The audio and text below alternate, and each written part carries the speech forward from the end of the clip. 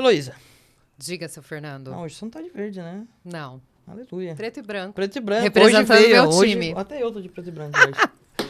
Elô, se você tem alguma dúvida sobre cripto, hoje você vai sanar. Eu trouxe o Google aqui. Eu não tenho dúvida. O Google de criptomoeda tá aqui na nossa frente. Orlando, muito prazer em recebê-lo. Opa, que isso. Prazer é meu de estar aqui com vocês. Orlando, começa contando pra gente aí, pô, você tá numa mudança de processos agora, seguindo carreira solo. E aí, o que o Orlando vai fazer daqui pra frente? Como é que vai ser? Pô, acho que eu já respondi essa pergunta algumas vezes, né? Mas, basicamente, não faz nem 2 meses, né? Vai fazer 2 meses, dia 22 agora. Eu acabei, enfim, voltando pro mercado de cripto. Tive um tempinho, tive 5, 6 meses, assim, que foram, pra mim, meses muito importantes. Acho que pra entender o porquê eu estava produzindo conteúdo sobre cripto, porque eu estava falando sobre cripto e até definir, talvez, por que fazer isso de forma pública. Acho que isso é um ponto, né? Acaba que eu acho muito curioso isso como analista, né? Acho que existem 2 tipos de analistas. Existem o analista, quando você está ali de trás da mesa e, eventualmente, mesmo se você estiver operando um fundo de investimento, ou tocando como BD de algum projeto, desenvolvendo qualquer coisa, você tem um grau de possibilidade de mudar de opinião, mudar de visão e trabalhar muito distinto e também de carga de trabalho do que o analista que ele faz isso de forma pública. Porque o analista que ele está fazendo isso de forma privada, ele tem uma liberdade maior de mudar de opinião, ele tem um tempo maior para se analisar e, eventualmente, de não ter todos os seus calls públicos, né? Um analista, quando ele decide, né, a vir a público falar as coisas, que é um pouco do que eu estou fazendo hoje, voltei a fazer, muda muito a dinâmica, né? Então, talvez é muito mais pesado você voltar atrás de uma visão e tudo mais, apesar de ser natural, apesar de talvez todo mundo deveria encarar isso com naturalidade. E uma coisa que me tocou nos últimos 6 meses e que talvez eu sempre falo que pra mim é como se eu estivesse começando do zero a produzir conteúdo. Esses últimos 2 meses eu voltei do zero. Foi entender o porquê eu faço isso. Então, todas as vezes que me pediram, né, pra me apresentar desde que eu voltei pro mercado, eu não gosto muito de falar o que eu fiz ou quanto tempo eu estou no mercado de cripto. Mas o porquê eu estou fazendo isso. E, sinceramente, é porque eu percebi que cripto foi o que permitiu mudar a história da minha geração, da minha vida, da minha família, etc., felizmente.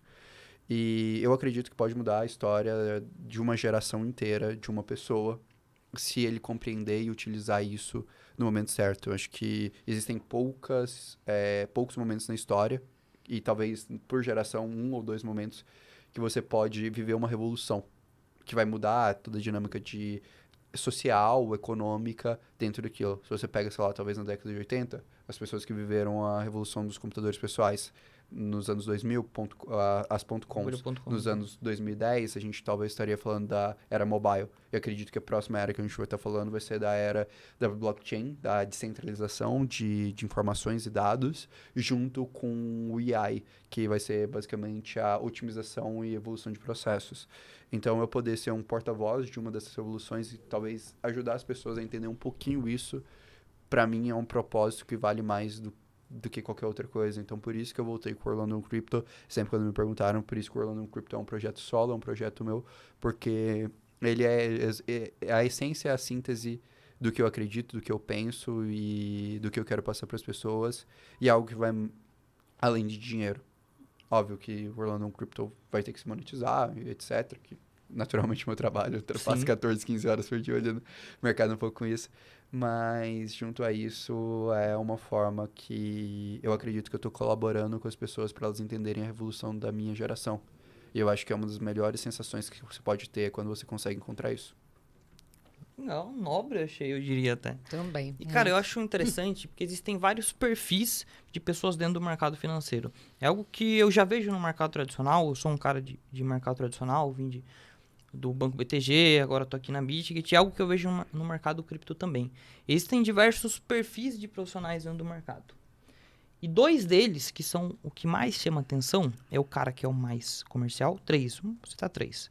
O cara que é o cara mais comercial, o cara mais analítico e o cara mais técnico. E uma semelhança entre os 3 é que os 3 ganham muito dinheiro no mercado. Os 3. De forma totalmente diferente. Do jeito que você falou, eu fico 14, 15, 16 horas por dia estudando o mercado. Eu tenho certeza que você, com o seu perfil analítico, você faz isso de uma forma diferente do que o cara técnico faz, que o cara comercial faz, mas ambos também fazem isso. Passam o dia todo estudando mercado. Só que para você estudar o mercado, é muito diferente do que a forma que eu estudo o mercado, que de repente a forma que a Elo estuda o mercado.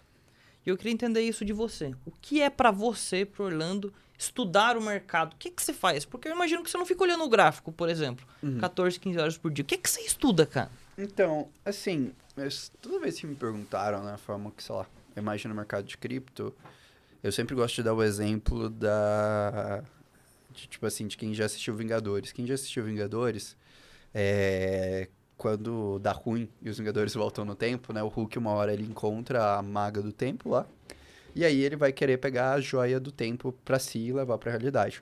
E aí eu acho muito interessante que a cena é como, né? Ela pega e faz um fluxo de tempo, então você tem um fluxo de tempo e tal, e em cima daquele ponto da joia, se ela retira uma das joias, você deriva várias possibilidades, várias visões do que aquilo pode acontecer. E a minha mente, quando eu analiso cripto, funciona dessa forma. Como assim? Eu acredito que a gente está no mercado de inovação, um mercado que naturalmente a gente pode fazer alguns paralelos com o passado, mas que vão ter seus fatores e seus eventos únicos. Então eu acredito que é tudo uma questão de probabilidades. É uma questão de você ter uma capacidade de enxergar o mercado, olhar para o passado e conseguir derivar as visões futuras desse mercado. Talvez, para mim, o grande erro que eu vejo a maior parte das pessoas, especialmente quando elas vêm do mercado tradicional para cripto, com framework mais pronto, vamos dizer assim, de pensamento, e é super natural, super válido. A metodologia do mercado tradicional deu super certo nos últimos 100 anos. É tentar analisar cripto como uma foto, porque eles não estão acostumados com a velocidade de evolução de um mercado de inovação tecnológica, open source e globalizado. É uma coisa única que a gente está vivendo agora. E para mim, eu acho que a minha forma de analisar é um pouco essa. Então, beleza, cara, como eu vou entender de forma global isso? E aí, talvez uma das paradas que eu percebi que isso vai muito além de você ficar olhando só para cripto como cripto. Óbvio que eu gasto grande parte do meu tempo lendo reports técnicos, assistindo calls de desenvolvedores, etc. Mas eu também gasto uma parte significativa do meu tempo lendo reports sobre como a geração Z se comporta, como a geração dos millennials se comporta, o que a gente entende de valor desde o início da sociedade, lendo sobre filosofia. Eu sempre brinco, cara, meu trabalho, ele, de certa forma, ele é analítico, né? Especialmente quando eu brinco com a parte de gestão de risco, mas estruturalmente eu falo que é um trabalho muito mais filosófico.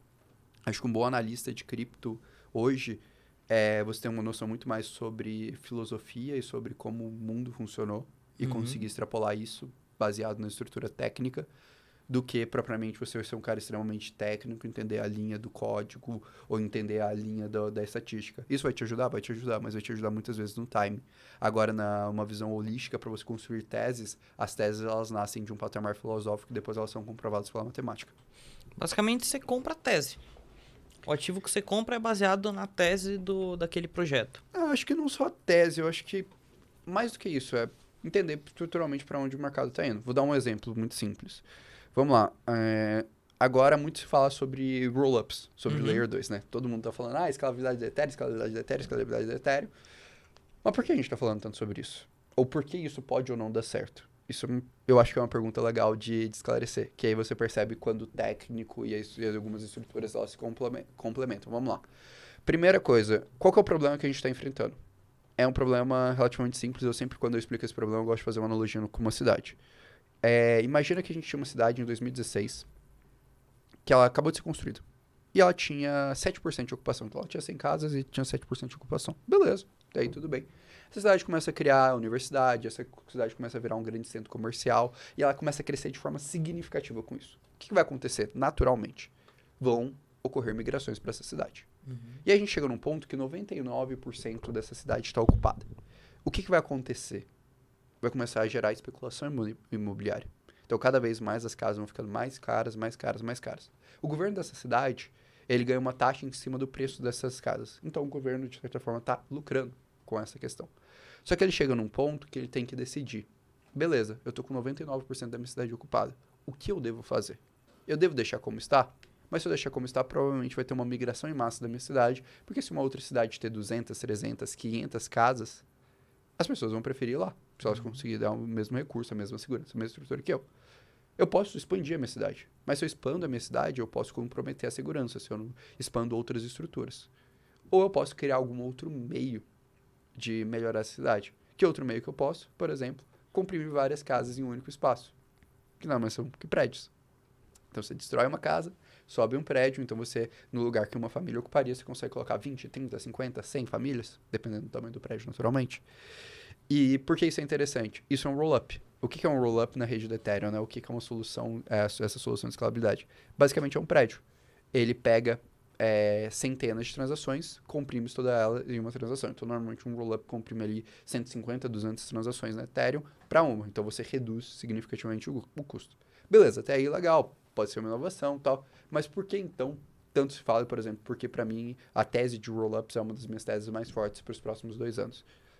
Não é só pelo fato de ser um setor que tem uma utilidade. Beleza, a gente identificou uma dor clara aqui. Mas aí a gente vai para o técnico. Qual que é a maior atualização que a Ethereum vai fazer até o final do ano? Ela se chama Decun. Vai ser um fork junto ao Beacon Chain, né, que é a rede de Proof of Stake, com a rede core da Ethereum. E ela vai implementar 5 EIPs. Qual que é o principal EIP? E é um EIP que existe com os desenvolvedores direcionados apenas para ele. O EIP 4844. Denominado Proto-Dunking Shards. O que esse EIP faz? Ele cria 2 espaços na rede do Ethereum. Um espaço para as transações convencionais e um espaço para transações de registro de dados, que é a base para os rollups. E esse espaço para transações de registro de dados cria uma estrutura que vai reduzir em 20 vezes o custo operacional de se registrar dados e taxas no rollup. Em outras palavras, se hoje você paga $1 no rollup, daqui a provavelmente 6 a 8 meses, você vai pagar 5 centavos de dólar. Isso é uma destrava de valor fundamentalista significativa. E aí você conciliar a parte estrutural de entender a dinâmica do mercado. O mercado precisa de escalabilidade. E aí você vai para a dinâmica histórica, sei lá, desde Google até quando a gente começou os computadores pessoais, a gente precisava de aumento de armazenamento de memória para processar mais informações, até essa dinâmica técnica do mercado, que você vai ter uma atualização daqui a 8 meses que muda o jogo. E aí você soma as duas e constrói uma tese. E assim você consegue, por exemplo, investir num setor que tem muito potencial. Aí o que você vai ter que fazer agora? Entender quem, de fato, vai conseguir abraçar essa oportunidade de mercado. Que seria o equivalente, por exemplo, a um analista que ele acompanha muito o desenvolvimento de uma cidade e sabe ali, percebe que dentro da Câmara Legislativa está tendo uma discussão para desabilitar uma parte da área da cidade e criar um incentivo que, para você construir um prédio, vai ser 10 vezes mais barato do que você ter uma casa lá. Entendi. E o ZK nada mais é, então, vamos voltar para aquela sua análise em relação aos prédios. Os ZKs e até os Layer 2, eles são otimizações da rede da Ethereum. Então, vamos lá, vamos dar um passo atrás. Primeiro, vamos definir o que seria uma solução de segunda camada. Eu nem gosto desse termo, eu gosto do termo de solução de execução. Por quê? Porque, essencialmente, o que ela faz, ela pega um conjunto de transações, executa essas transações e depois envia o registro dessas transações para a estrutura de settlement, né? De registro, que vai ser onde aquela transação vai ser imutável. Essencialmente, isso que uma solução de segunda camada faz. O que é uma solução de segunda camada? Por definição, é uma solução que ela compartilha da segurança da camada base dela. Principal. Então, por exemplo, se eu tenho ali aquela estrutura de validadores, por que vale tanto a pena? Porque eu pago tão caro para registrar uma informação no Ethereum? Porque eu vejo muito valor na segurança do Ethereum. Mas eu quero ter essa segurança associada a alguma coisa, então, mas eu não quero pagar tanto. Então, eu crio uma forma de dividir. Seria a mesma coisa que eu estou indo para a praia, eu passo por um carro, eu pago um pedágio para manter a estrada segura. Eu posso pegar e entrar dentro de um ônibus. Eu vou ter a mesma flexibilidade no meu carro? Não.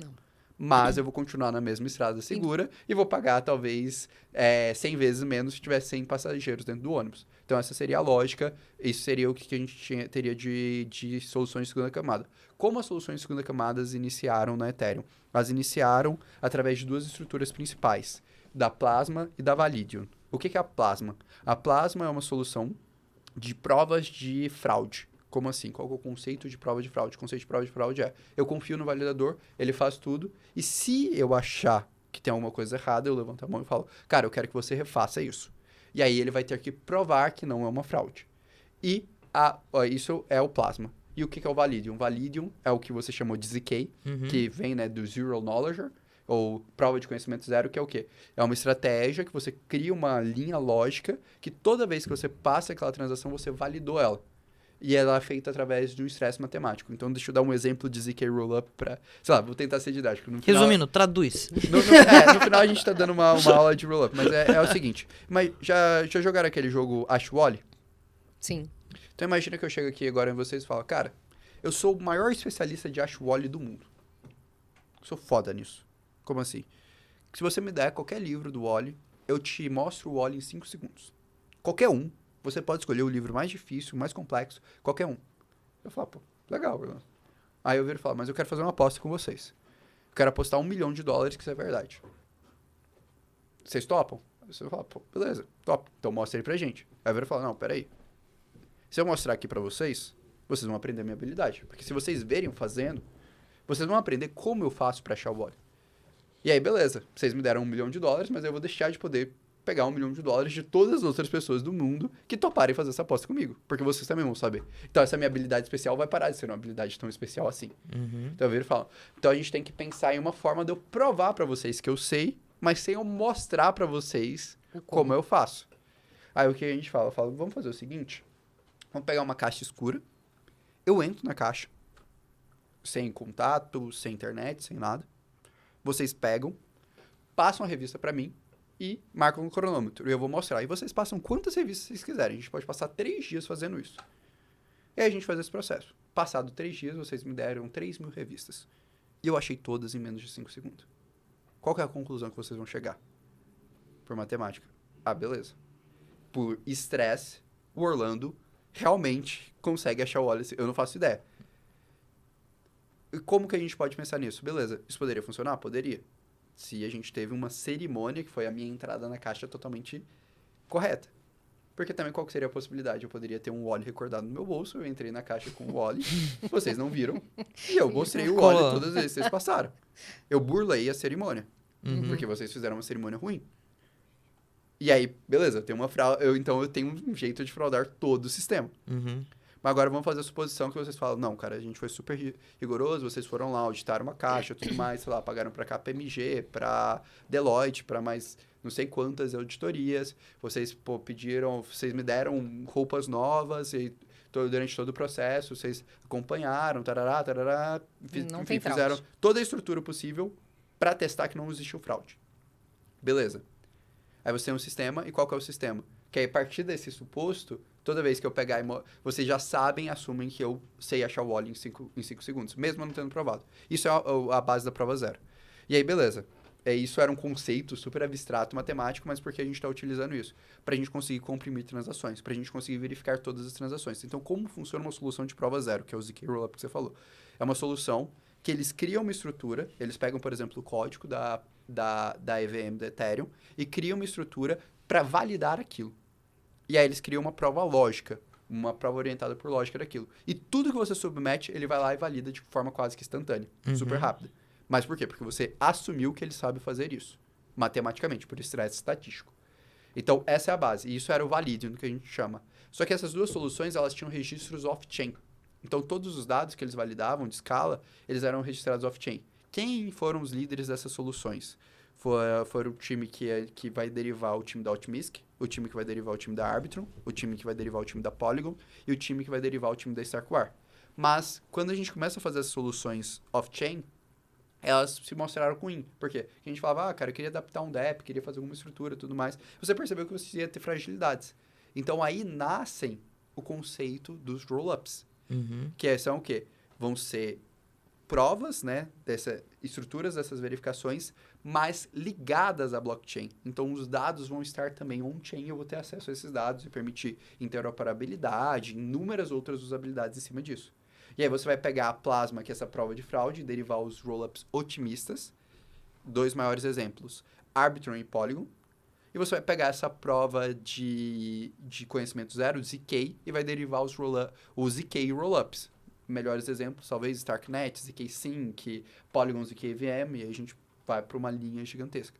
Qual que é a diferença dos dois? O rollup otimista, ele, por definição, ele precisa de um período para a gente atestar aquela informação, porque alguém precisa virar e falar, não acho que essa informação é legítima. E isso gera, talvez, uma fragilidade, que é o quê? Por exemplo, imagina que eu vou lá e faço um trading na Optimistic. E eu fico milionário com esse trading. Mas ao mesmo tempo que eu estou fazendo um trading na Optimistic, eu fiquei milionário, vocês dois fizeram uma transação e vocês fraudaram a rede. Depois de 3 dias, descobre-se que vocês fraudaram a rede. O que vai acontecer? Tudo que aconteceu na Arcade nos últimos 6 dias vai ser desfeito. Invalidado. vai ser invalidado. E, eventualmente, se eu mantive meu dinheiro lá na Optimisc, Já era. eu perdi, eu não fiquei milionário. Se eu fui lá, passei pra corretora, saquei, fiz todo o rolê, alguém tomou prejuízo. Então, você tem um sistema mais frágil nesse sentido. Ele funciona? Talvez para coisas que você não esteja movimentando tanto capital, ou, enfim, alguma outra estrutura, vai fazer sentido.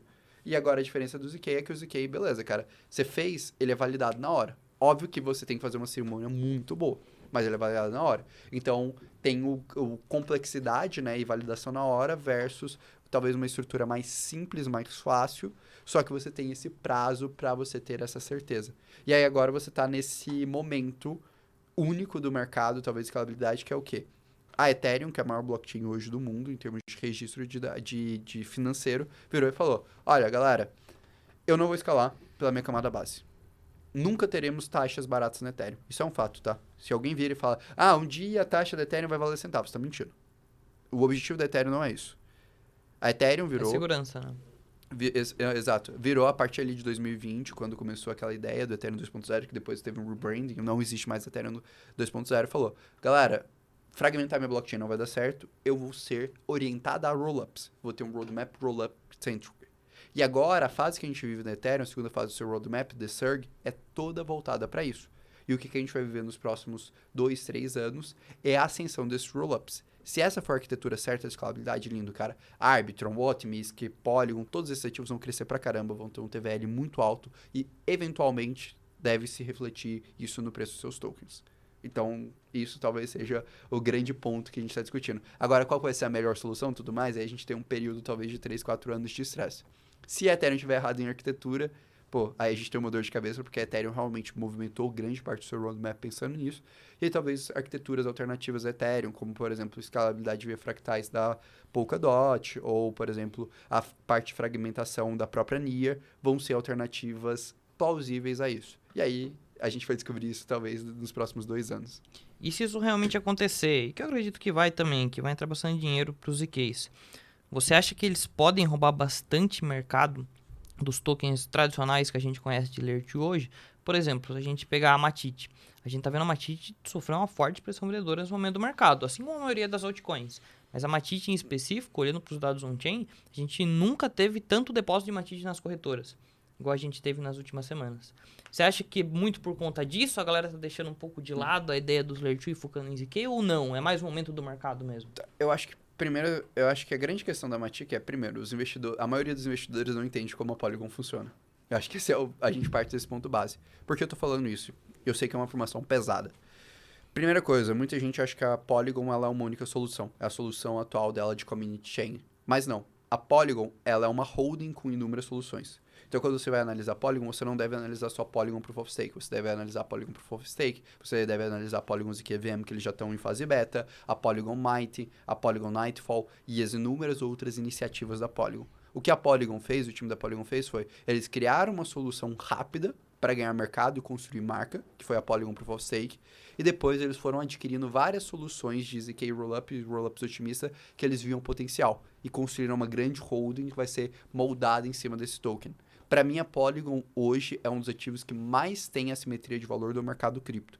E eu acredito que isso pode ser ainda mais intensificado com Polygon 2.0, a depender das decisões que o time vai tomar de arquitetura e de tokenomics. Por isso que eu vou acompanhar muito de perto todas as liberações do time até dia 17 de julho, quando eles vão ter liberado ali a parte de tokenomics e estrutura, para entender exatamente como eles estão moldando esse ecossistema. Mas a Polygon pode ser hoje o melhor ecossistema de soluções de escalabilidade dentro da Ethereum e mais adaptável a tudo isso.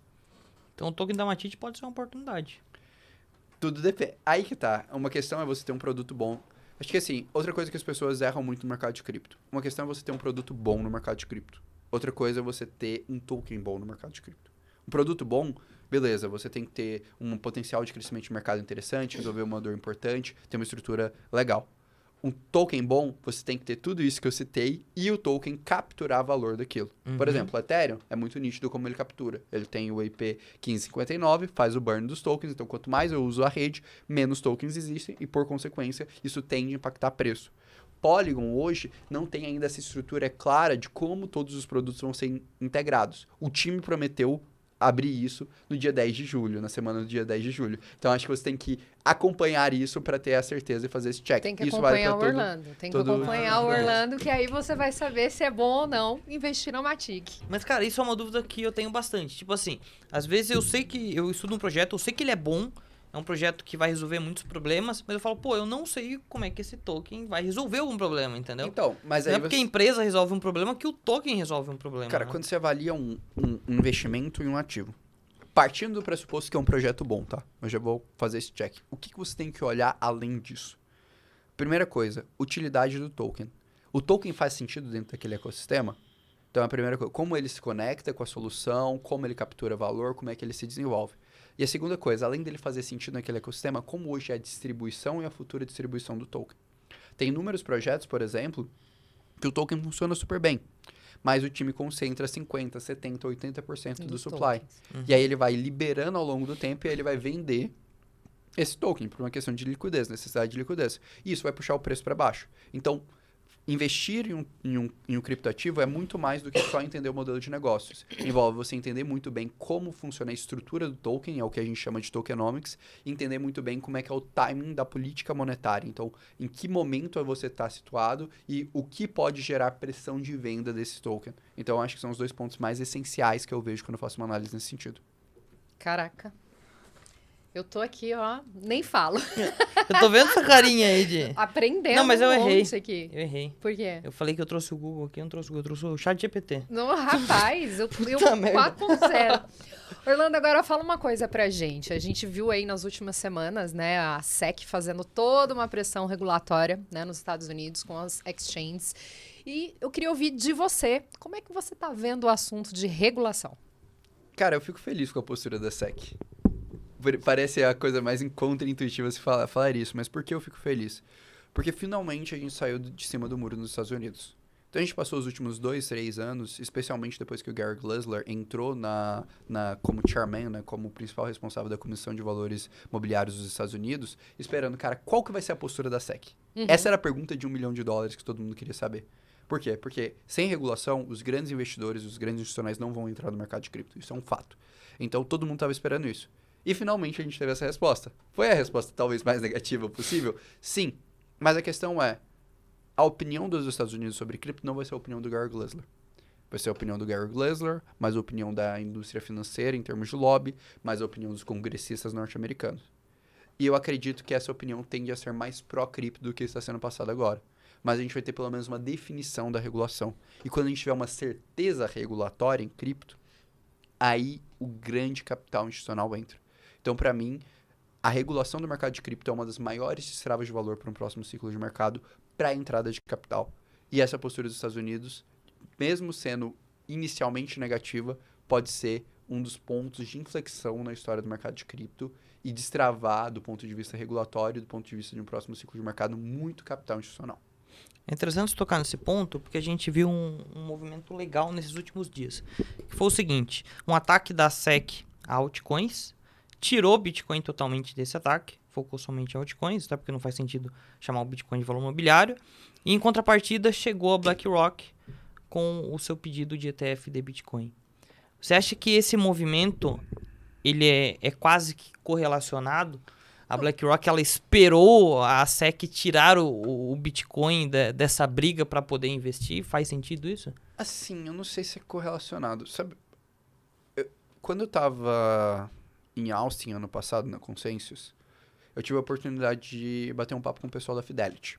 A Fidelity é a terceira maior custodiante do mundo. Fica atrás da Vanguard e da BlackRock. A Fidelity tem 4,3 bilhões de dólares, a BlackRock tem 10. 4,3 tri, né? 4,3 tri, a BlackRock tem 10 tri. Quando eu fui perguntar pra Fidelity, eu falei, mas e aí, cara? Como é que foi a decisão de abrir a Fidelity Digital Assets e vocês criarem uma estrutura para Bitcoin e para Ethereum? E a resposta que eles me deram foi, então, os nossos clientes estavam demandando. Mas eu fiquei pensando, cara, mas... Pô, aí eu perguntei efetivamente isso pro cara, eu falei, mas cara, tem Coinbase Custody, tem Gemini Custody, tem um monte de custodiante institucional super bom, super bem recomendado, BitGo, no mercado já. Por que vocês? Ele falou, porque o nosso cliente ele é um pouco diferente da Coinbase. O nosso cliente ele investe um valor um pouco mais alto e ele quer mais segurança. E isso eu achei super interessante. Por quê? Porque quando ele estava referindo ao cliente da Coinbase Custody, a gente está falando de um cliente que o ticket mínimo dele é 0,5 milhões de dólares. Já é um valor alto. Sim. Vamos lá, a gente está falando de 2,5 milhões de reais. É um valor alto. Para Fidelity, esse é um cliente pequeno. Esse é um cliente que nem contrataria o serviço dele. Então você percebe o tamanho do cliente da Fidelity. Então, o que significa, em outras palavras? Quando a BlackRock, que é a maior custodiante do mundo, anuncia um ETF de Bitcoin. Esse cara está tomando tanta pressão, mas tanta pressão dos seus clientes, pedindo para um ETF spot de Bitcoin. E não são clientes que vão alocar meio milhão de dólares. São clientes que vão alocar centenas de milhares de milhões de dólares dentro do ETF desse cara. Então, eu acho que o move da BlackRock é esse. O porquê BlackRock, ela tá olhando e falando, cara, o próximo ciclo de mercado vai ser muito grande. Eu preciso estar preparado porque o meu cliente está exigindo isso. E provavelmente a Vanguard e a Fidelity já estão estruturando coisas nessa linha. E se eu não estruturar, eu vou ficar para trás. Agora, qual que é o peso da BlackRock quando ela pede um ETF de Bitcoin spot? Ninguém no mercado conseguiu. Desde 2013 estamos tentando fazer isso. Só que a BlackRock ela tem uma taxa de aprovação de ETF de 99,8%. A BlackRock hoje ela é a maior acionista da maior parte das grandes companhias dos Estados Unidos. O BlackRock hoje talvez seja um dos players, se não um player, com maior poder de lobby financeiro nos Estados Unidos. Então, basicamente, não é que a BlackRock ela normalmente pede as coisas, ela consegue as coisas. Ninguém nega, né? É muito mais difícil de você negar para a BlackRock do que você negar, sei lá, para a Gemini. A Gemini é minúscula comparada à BlackRock. Apesar de a gente estar falando tudo de proporções muito grandes. Mas entendam também o patamar de investidor que a gente está falando disso aqui. Então, eu acho que, assim, o movimento da BlackRock foi muito mais um recado da BlackRock para o regulador americano falando, cara, eu quero uma postura mais pró-cripto. O próprio CEO da BlackRock já comentou que ele acha que a falta de clareza regulatória nos Estados Unidos sobre cripto está atrasando a digitalização do mercado norte-americano. E aí a gente esquece de uma segunda grande tendência que está acontecendo no mundo. E essa talvez vai ser uma das maiores revoluções que a gente vai ver nos próximos 5 anos. E praticamente ninguém de cripto fala sobre isso. Porque tem um certo preconceito. Que são os Central Bank Digital Currency. As CDBCs. Hoje, 95% do PIB mundial está desenvolvendo CDBCs. Isso dá 114 países. A maioria em momento de desenvolvimento ou modelo piloto. Por que eu estou trazendo CDBC aqui? Porque CDBC vai ser o que vai mudar o sistema financeiro tradicional de uma estrutura analógica para uma estrutura digital. E aí você vai ter o caminho digital. E esse mercado, ele vai se comunicar com estruturas não despermissionadas como cripto.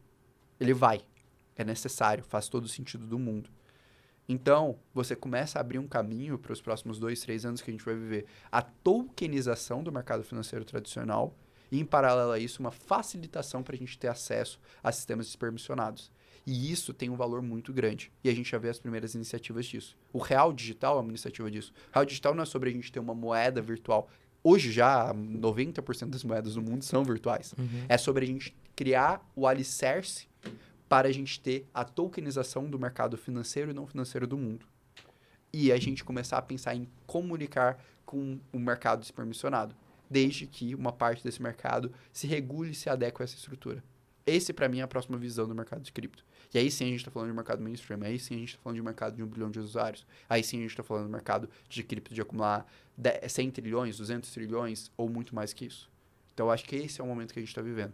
Então, quando eu vejo um cara como a BlackRock, como a Fidelity, fazendo movimentos como esse, não é um recado tipo, esses caras estão achando legal e estão querendo pagar para ver. Não, esses caras já viram para onde vai esse mercado e agora eles querem se posicionar primeiro para eles atenderem os clientes deles. Porque os clientes deles já também têm uma certa visão, uma certa certeza disso.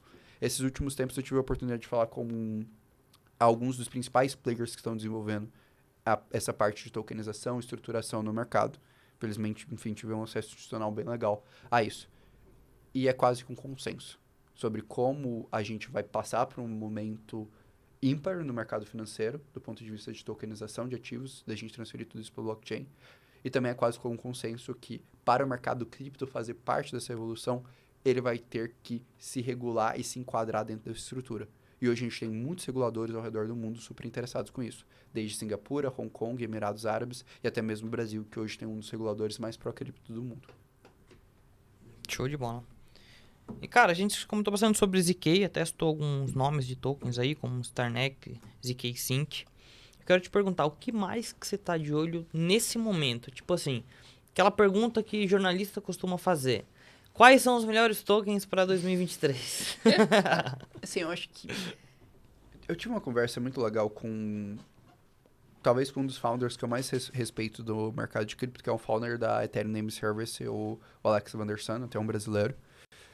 E eu tive uma conversa com ele há um ano atrás no Ethereum São Paulo. Eu sempre cito essa conversa, eu já citei em diversos papos que eu já tive, porque foi uma das conversas que mais me marcou. Engraçado, ela me deu um estalo como analista diferente. Quem é esse cara, né? Esse cara estava na Ethereum Foundation desde 2014. Então, antes do Ethereum ser lançado, esse cara estava na Ethereum Foundation. Ele foi o primeiro brasileiro, provavelmente, a ter esse contato mais próximo. E aí ele estava numa entrevista, tal, contando as histórias dele de Ethereum Foundation. E aí ele comentou na entrevista que ele não estava ali tão por dentro do roadmap da Ethereum atual. E eu fiquei um pouco em choque nisso, que eu falei, cara, eu tô estudando esse roadmap faz 2 meses, tal, como que o cara que tá desde 2014 não tá bitolado nisso? Uhum. E aí eu tive uma oportunidade, a gente entrou no mesmo elevador, eu pude perguntar isso pra ele. Falei, e aí, tal, tudo bem? Me apresentei. Cara, super, super gente boa, cara. Um cara fenomenal. E ele olhou pra mim e falou, Orlando, posso te dar uma dica? Eu falei, claro, por favor. Ele, quando você estiver estudando sobre cripto e tudo mais, escolhe algo que você veja que faça sentido no longo prazo e se aprofunde nisso. Cripto tem informação pra caramba. Você não vai conseguir cobrir tudo. Mas você pode entender muito bem de um determinado setor, de uma determinada estrutura, e ter um diferencial muito grande em cima disso por entender bem desse setor. Essa, para mim, é uma das dicas mais preciosas que existem no mercado de cripto. E tá bom, como eu aplico isso na prática? Aí eu vou pegar o portfólio, talvez, do maior investidor de value investing da atualidade, né? Investimento de valor, investimento de fundamento, Warren Buffett. Warren Buffett, hoje, 89% do portfólio dele é composto por apenas 12 ações. 95% do portfólio do Warren Buffett é em 2 setores, tecnologia e finanças. Por que eu estou trazendo esse dado? O Warren Buffett, ele fala que ele tem ele brinca que ele tem uma caixinha, que é a caixinha do que ele vai ignorar seletivamente. Então, ele pega uma oportunidade, e se ele não entende bem e o suficiente disso, ele vai lá e coloca na caixinha. Inclusive, ele fez isso com Bitcoin. Sim. Ponto importante. Não, mas é que tá. Mas por que faz sentido? E eu entendo o ponto do Warren Buffett nesse aspecto. Ele não olhar para Bitcoin. Porque, cara, ele a vida inteira ficou de olho em companhias com cash flow, com toda a estrutura que ele estava acostumado. Ele pegar e começar a estudar do zero o Bitcoin, Nessa altura do campeonato... provavelmente o resultado marginal para ele, do ponto de vista de carteira, vai ser muito menor do que ele, eventualmente, sei lá, uma hora estudar uma Coinbase, uma hora estudar um Nubank, uma hora estudar um outro cara que vai ter um respaldo dessa revolução. Então, tipo assim, e eu acho que isso mesmo vale em cripto. Cripto tem N setores que você pode ganhar muito dinheiro. Mas, pra mim, se você quer ter sucesso em cripto, você deve escolher 2, 3 setores e focar nesses setores e entender realmente a fundo nesses setores. Que essas vão ser as pessoas que vão ganhar dinheiro de fato. Não vai ser a pessoa que ela tentou cobrir todos os setores do mundo e tentou dar call de todos os ativos do mundo. Esse cara vai se ferrar, provavelmente. Por quê? Porque, cara, é muita informação pra se absorver. Eu não entendo nada de cripto. E eu passo 13, 14 horas lendo paper, estudando as coisas. E faz 4, 5 anos. E eu, sinceramente, olho e falo, cara, eu não entendo praticamente nada. Tem muita coisa que eu não faço ideia no mercado de cripto e tá tudo bem pra mim.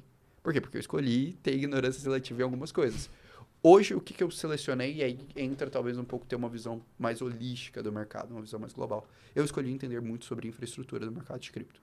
Isso é o que eu escolhi focar.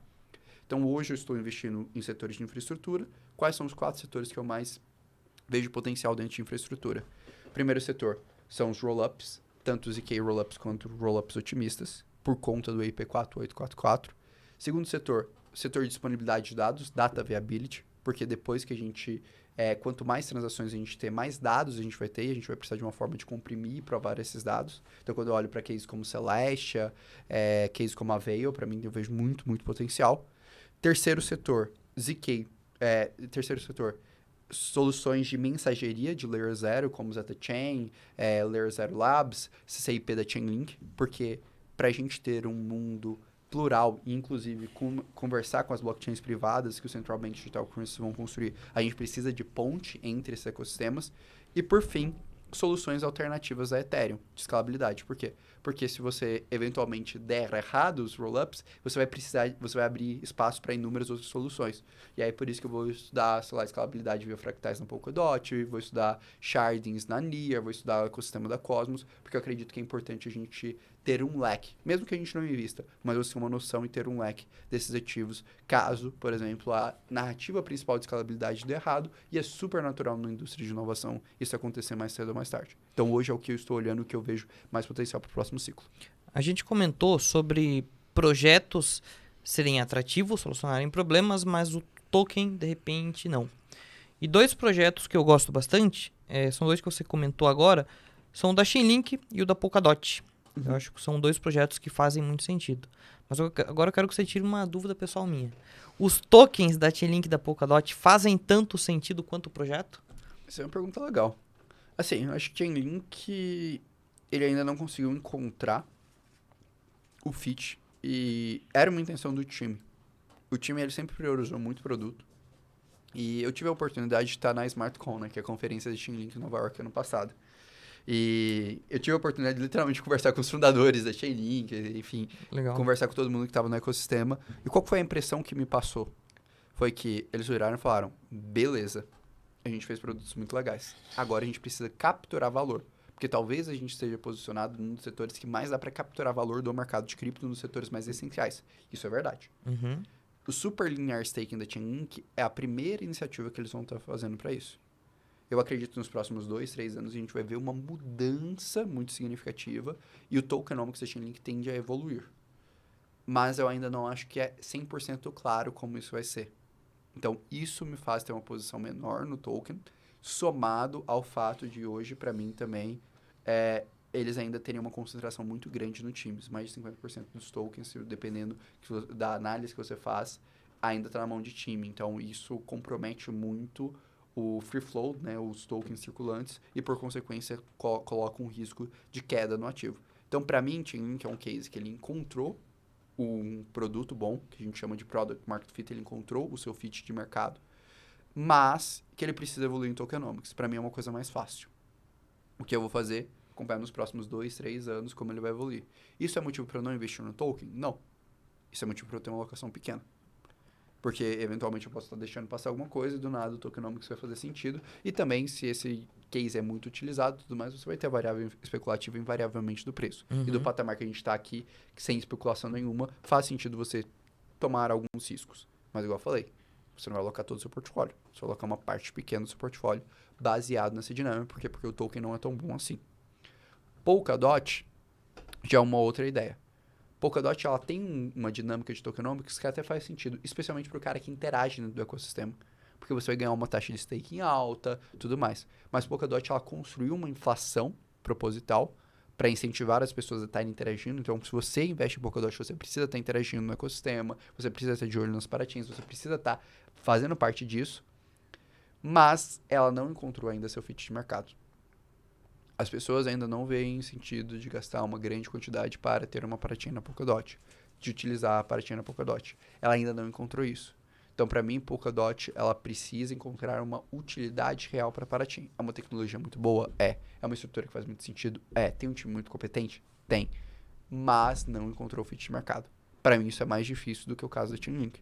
Por isso, hoje, por exemplo, eu tenho uma alocação maior em Chainlink do que Polkadot, mas ainda são alocações pequenas, comparado a outros projetos que eu vejo que encontraram seu fit de mercado e tem um tokenomics mais robusto. Tem Chainlink e Polkadot na carteira? Não, Não tem? não tem. O que você tem na carteira, Lu? Conte pra nós. Eu já Além de falei, PEP. Só tem PEP, Não só. tenho PEP, não. Eu já falei. Bitcoin e Ethereum, só. Só. Só. Inimiga das altcoins. Não é inimiga das altcoins. Eu acho que no momento que a gente tá, ainda não é momento de sair especulando. Aí você tocou um ponto importante. Momento. Orlando, deixa eu fazer uma pergunta. Um ponto importantíssimo esse. Momento. Como é que você adapta a sua carteira a isso? Aí o outro com um ponto importante. De fato é um momento perigoso. Aliás, estamos num momento perigoso há muito tempo. Como é que você gerencia a sua carteira, cara? Você é o cara que só compra, vai acumulando, você vende momentos do mercado. Como é que você faz gerenciamento de carteira? Então, eu acho que eu faço uma coisa que a maior parte das pessoas não sabe fazer. Então, é um pouquinho diferente. Eu me formei em ciências atuariais, né? Há 2 anos atrás. E basicamente é um curso que você estuda análise e mensuração de risco. Então, minha faculdade foram 4 anos aprendendo estatística e probabilidade para lidar com risco. E eu gosto de lidar com risco de uma forma um pouquinho diferente. Eu sempre gosto de riscos assimétricos no mercado de cripto. Então, se eu estou investindo no mercado que eu acredito que ele vai crescer, eu não gosto de vender ou de apostar contra esse mercado. O que eu gosto de fazer? Primeira coisa, eu tenho uma divisão na minha carteira, um modelo que eu analiso, entre ativos que eu considero defensivos, neutros e ofensivos. Então, em um momento que eu estou vendo com maior especulação de mercado, que as redes estão mais instáveis, etc, etc, eu vou alocar mais em ativos defensivos, que tenham maior liquidez, maior robustez, como, por exemplo, o Bitcoin. Segunda coisa, eu gosto muito de utilizar a estratégia de long tail head. O que é uma estratégia de long tail head? É uma estratégia para proteção para grandes quedas. Normalmente você utiliza uma opção, você olha para o vencimento ali 2, 3 meses, e aí você compra um pouquinho dessa opção a determinados patamares de preço, para você, caso o mercado caia, por exemplo, 40%, sua carteira caia 15%, caia 10%. Então, você evolui ali seu preço médio. Então, você sofre menos com as quedas de mercado. Por quê? Porque eu acredito que você não consegue prever 100% um eventual bear market, e eu gosto de poder ter paz do quê? De alocar e tomar mais risco. E, em contrapartida, eu só compro um pouco mais de proteção para eu poder tomar mais risco. Eu acho que é uma forma mais interessante de você gerar simetria no mercado. Então, hoje eu opero dessa forma. É uma forma simples? É uma forma fácil? Não.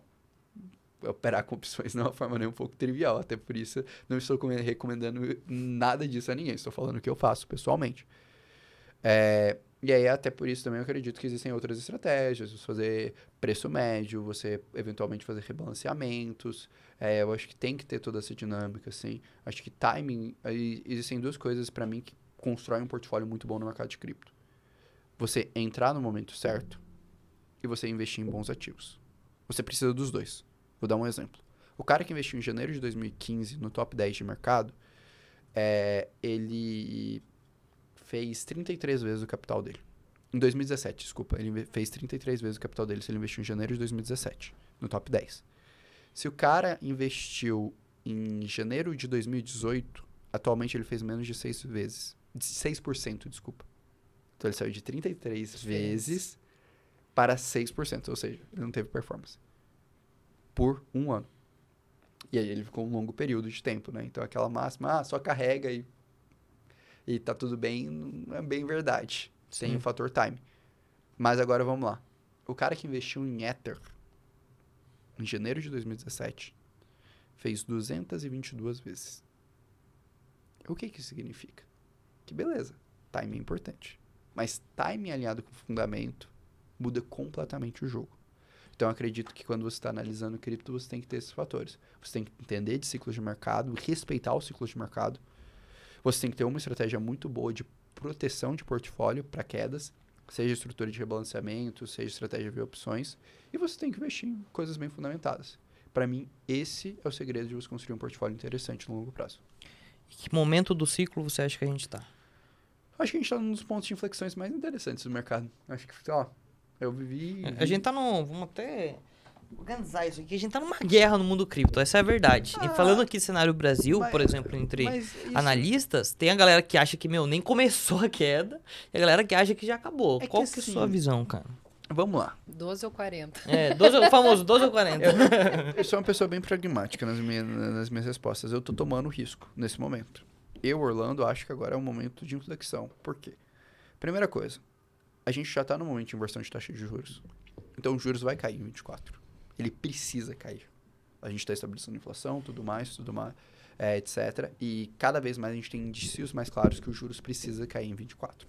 Então, a probabilidade disso acontecer é alta para 24 e o mercado já está se posicionando e pensando por isso. Por isso que o mercado não tomou risco em 2012 e por isso que o mercado não tomou risco em 23. Então, está represando capital de risco para entrar no mercado quando os juros baixar. Então, esse é o primeiro ponto. Cripto, para mim, ele tem o seu ciclo, né? O ciclo preço e inovação, que é um ciclo que eu gosto de acompanhar bastante, que é o tempo de maturação de um produto. Ele teve uma entrada significativa de capital em 2021, de Venture Capital. A gente teve 33 bilhões de dólares e a gente dobrou o número de desenvolvedores. Então, normalmente, esse capital demora 3 a 4 anos para amadurecer. Então, provavelmente, entre o final de 23 e 24, a gente vai ter o lançamento de produtos de cripto muito interessantes, soluções que expandam escalabilidade. VID, AP4844, que a gente já comentou aqui. Então, esse é o segundo ponto que me chama muita atenção. E quando eu olho para mercado especulativo de modo geral, eu percebo que a especulação ela está em baixa. Como assim? No segundo trimestre de 2021, a gente bateu o recorde de unicórnios criados na história. A gente criou 148 unicórnios. O que são unicórnios? Empresas que valem mais de $1 bilhão de capital privado, não listadas em bolsa. No último trimestre, que a gente viveu agora, a gente criou apenas 16 unicórnios, de acordo com dados do CB Insights. Foi o menor valor nos últimos 6 anos, em um trimestre que a gente criou de unicórnios. O que isso significa? Significa que em 2021 a gente passou por um ano extremamente especulativo, que a média de criação de unicórnios era algo em torno de 30, 40, então a gente bateu 148, mas a gente caiu em mais de 90% da criação de unicórnios novos. Isso significa que a especulação está em baixa. Então, para mim, eu estou no cenário que a especulação está em baixa, eu tenho uma previsibilidade interessante em inversão de juros e aumento de apetite para mercado de risco. Eu tenho soluções muito relevantes para serem lançadas, e eu tenho um mercado que bons projetos estão bem capitalizados e tem bons desenvolvedores. Eu estou a fim de tomar risco. E se eu estiver errado? No meu caso específico, como eu tenho estratégia de hedge, ver opções, etc., pior dos cenários, meu preço médio vai melhorar.